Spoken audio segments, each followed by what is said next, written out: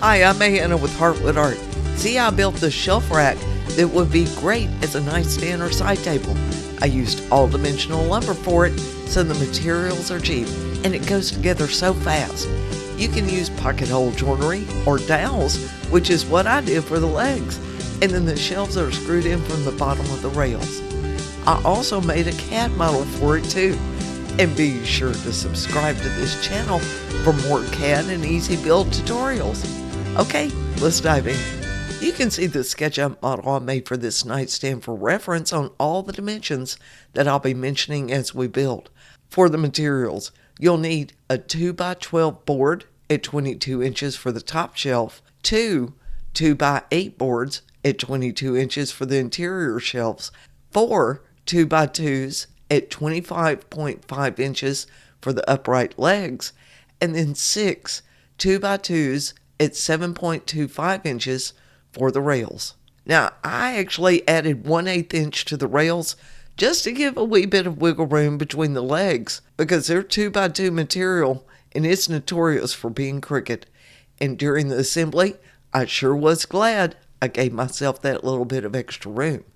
Now, for the leg joinery, I use dowels, but you can use pocket holes if you like. For attaching the shelves, I use number 9 by 2 1/2 inch multi-purpose screws with a torque head. I used a 9/64 bit for the holes, so be sure to go all the way through. The first thing I did was cut and sanded off the shelf boards, and then I sanded the full 8-foot 2x2 boards before I cut them. After I cut them, I pre-drilled those rails, and then I came back to do the screw head recess on one side just because I didn't have a combo bit that was long enough to do both at once. For assembling the legs, I clamped a 2x2 to my bench as a long straight edge, and then I butted the top of the legs and the top of the rail next to it. Now, because the top of each rail is 10 inches from the bottom of the one above it, I cut some square 1x4s to 10 inches, and I use those as spacers in between. That will leave you just over a 1-inch gap at the bottom. Now, be sure to orient the rails so that your screw hole recess is facing down, and then glue the ends. I love popsicle sticks for spreading the glue, and then clamp and let dry completely. For my dowel joinery, the glue holds face pieces together pretty well, but I don't trust it on butt-end pieces like this, so I'm adding dowel joinery to these rails. You can see this tutorial for making your own custom dowel jig. It's so easy, and it makes 2x2 joinery go so fast.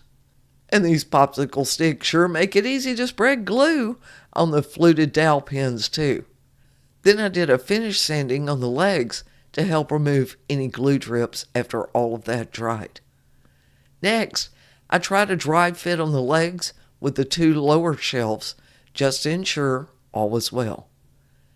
So now's the time to paint or stain, and I took the time to fill in the holes or such in the shelf legs. And I chose to paint because I'm using cheap dimensional lumber and the grain isn't particularly pretty for staining. Just give me a good pretty cut-in brush and a thrift store nightgown for a smock, and I'll happily paint all day. For assembling the top shelf, I laid my top shelf face down on my workbench with 2x4s under it to make it easy to clamp the legs.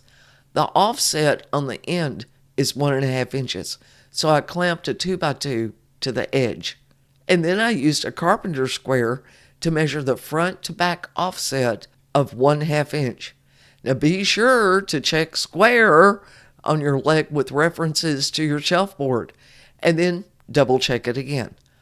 Once everything is clamped, mark your drill bit so that you know how far to go into the shelf board through your rail holes, and pre-drill those. Then insert your screws.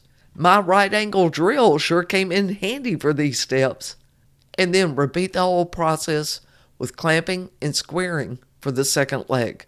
And before I did any drilling on this one, I placed the middle shelf board just to ensure everything was square. Now let's assemble those inner shelves. I laid the stand down to assemble them. Next, we want to ensure our legs are square at the bottom. I can't overstate this enough. Measure the inner distance between the leg ends and ensure it's 16.5 inches, then clamp it down. And then I clamp my spare 2x2 to one side for the outside offset of 1/2 inch. And that way I only need one clamp on the opposite side to hold the shelf securely to the other rail.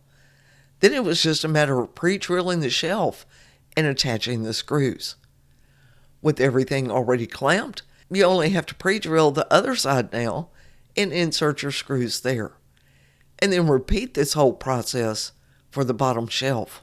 And there you have it.